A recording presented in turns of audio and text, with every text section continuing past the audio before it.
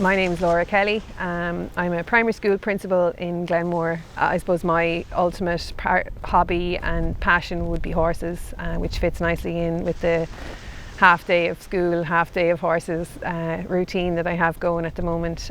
Taking 2 horses to the RDS this year. Dublin for me as a child, it was where I would get to go as the helper. From my earliest memories, I'd say I was about 8 or 9 and I was allowed go. Was lucky enough to have my aunt who lives very close by, so I was shown the directions to walk home and walk to the RDS and spend the whole day wandering around, looking at the ponies and looking at anything I could see and get into for free really, and obviously then to do the odd few pass me this jobs for my grandmother, who would always take 3-year-olds to Dublin.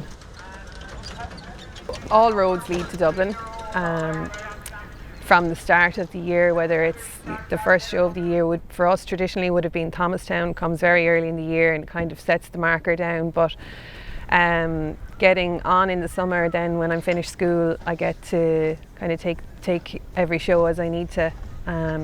Never too much but never too little really, that you'd feel prepared by the time Dublin comes around.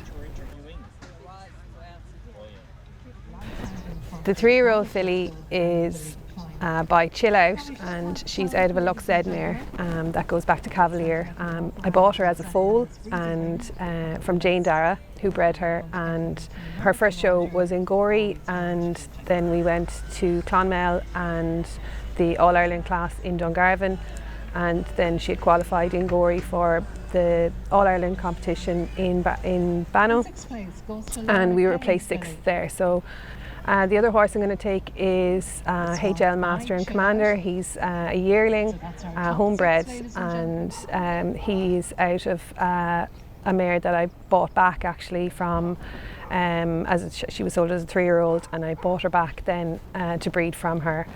And this is her second foal. That mare is probably 4th generation. My grandmother would have had that line all the way along, and a full sister of that mare, that foundation mare, was bought by Maloney's in Warrington, and they have considerable amount of their breed coming from that line as well. My grandmother was Maura Kelly, and she would have been well known in the showing area, I suppose, for horses. She would have always taken 3-year-olds to Dublin, and at the time when they would most likely be sold, and they would come home from Dublin and be broken and then be shipped off to, most often, the Swiss Army through Max Howry. And so yeah, my memories of her would have been hard work and nerves coming up to Dublin, but always a very cheerful experience. There was more than often rosettes coming home from Dublin.